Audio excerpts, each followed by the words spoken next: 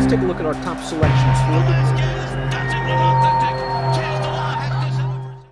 Dan Illman, Mike Beer, race number 4 at Gulfstream Park on Fountain of Youth Saturday is the Grade 2 Mac Diarmida Stakes. We're going 1 3/8 miles on the turf, and as we take a peek at this field, it's a pretty wide open affair and a decent betting race. Tie to the sea. For trainer Mike Maker is your 5-2 morning line favorite. This horse had a miserable trip. 2 back in the Fort Lauderdale. Maker stretched him all the way back out last time out in the McKnight. He was rewarded with a gate-to-wire performance. There's some other speed in here, though, that might keep him a little busier.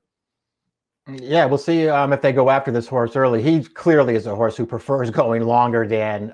They're probably going to try to make the lead with him again. And if you know one thing about this horse, he stays.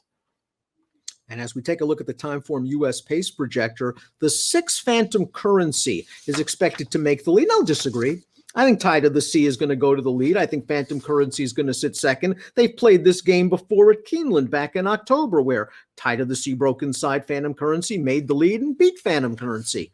Phantom Currency's last race, though, was pretty good, Mike, and he'll at least be close to the pace. I wonder if he's in here as a rabbit for his uncoupled stablemate admission office.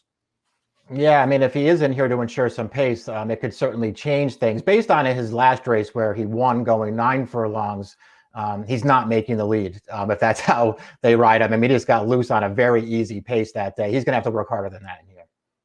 The number 1 Temple should work out a good trip. That's one of his great attributes. He has wonderful tactical speed. And the problem with Temple is he really doesn't win very often. He's been close, but no cigar in a lot of recent races. Maybe if he just gets the right trip, he'll get there. I was a little disappointed he didn't get there last time.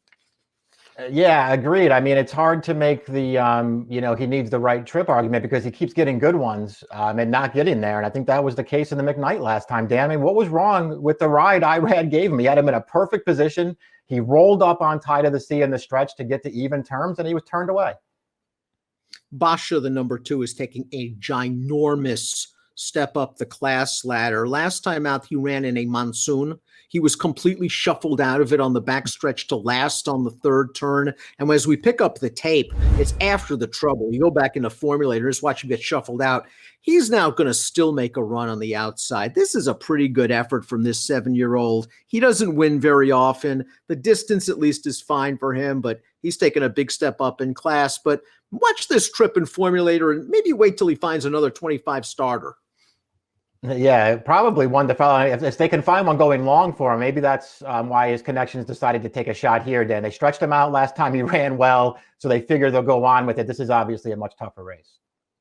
Tie to the Sea has won 3 out of his last 4 races, including this effort in the WL McKnight. And Tyler Gaffalione just got him to the front and just asked for a little more when need be. And he lengthened, and then he rated, and he came back to Tyler. And then Tyler asked for more, and he lengthened. And now here's Temple. And Temple looks like he's got all the momentum in the world. And Tail of the Sea right about here just says, absolutely no way you're going by me. And he's actually getting away from Temple at the end.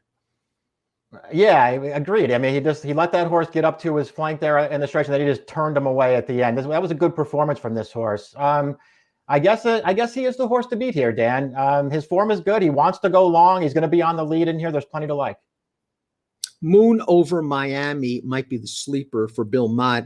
This is going to be his 4-year-old debut, and he showed some ability last year at 3. He won the Dueling Grounds Derby at Kentucky Downs. They ran him in the Belmont Derby, Mike. He was really close to that sharp pace, and he paid the price at the end. I think we're going to see a much more mature horse as a 4-year-old, and if you just don't like the horses that have been running down here this winter, why not Moon Over Miami?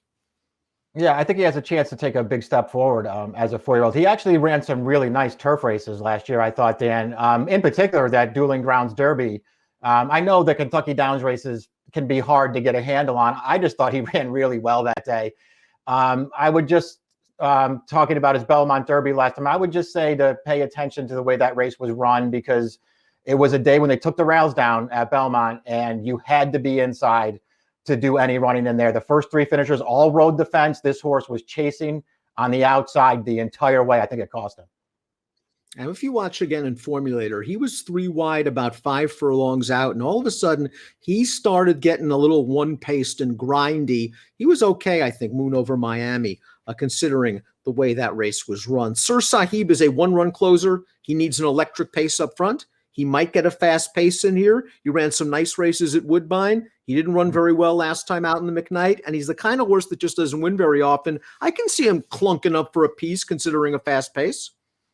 Yeah, agreed. And he's going to be a price again. I feel like you might have liked this horse last time, Dan. It didn't work out there, but I don't know how quickly I would give up on this horse. He has races that are good enough.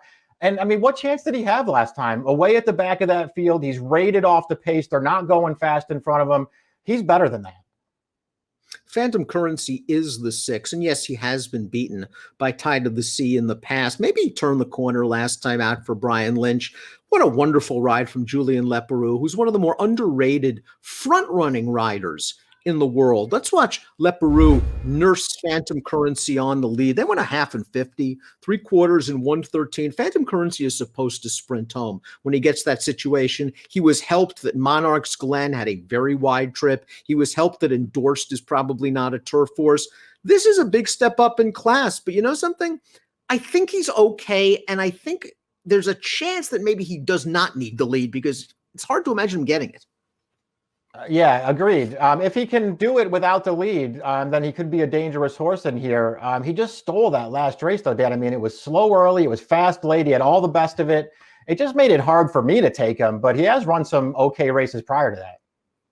The 7 Aquaphobia has plenty of credentials. He won the week edition of the Grade 1 United Nations at Monmouth last year. He ran in the Pegasus. I thought he was in a little bit tight late on the backstretch. He split horses. He was running on a bit at the end against Colonel Liam.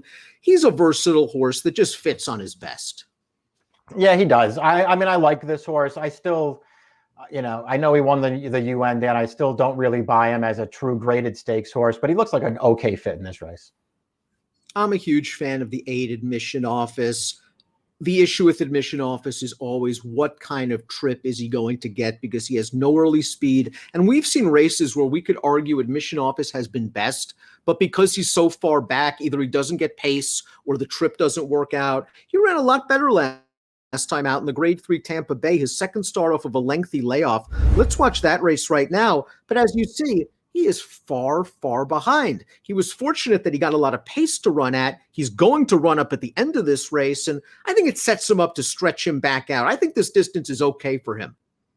I agree. He actually runs in this race. I thought this was a pretty encouraging effort, Dan. The pace was there, but he sat it out. You can see him gaining very quickly at the end, and he blows by these horses past the wire. He ran great in this race last year at a time when Zulu Alpha was almost unbeatable. This horse ran a very good race in this race last year. In many ways, 5-1 would be a good value on admission office. He could be the favorite in the Grade 2. Mac Diarmida. We take a look at our top picks again, as in the other turf race we handicapped this afternoon, the Canadian turf. I just kind of threw darts in here. I think Phantom Currency is in form. I understand everything anyone said. Perfect trip last time out on the lead. I think he's going to sit off the 3, and we'll see. Maybe whenever you think there's a speed duel, maybe it just doesn't work out. We've been grousing about that for a long time. You're going with the fresh face, Moon over Miami. Yeah, I like this horse. I want to give him a chance here, Dan. Even with the layoff, which could be a little bit of a concern, I think he's going to run well in here, and I think he's better than he even looks on paper. I put admission office second. I'm not against him. I just thought he was going to take money in here. If he's 5-1, I think that's probably a fair price. 4831 for Mike, 6317 for me. The Grade 2 Mac Diarmida on a Super Saturday at Gulfstream. Best of luck.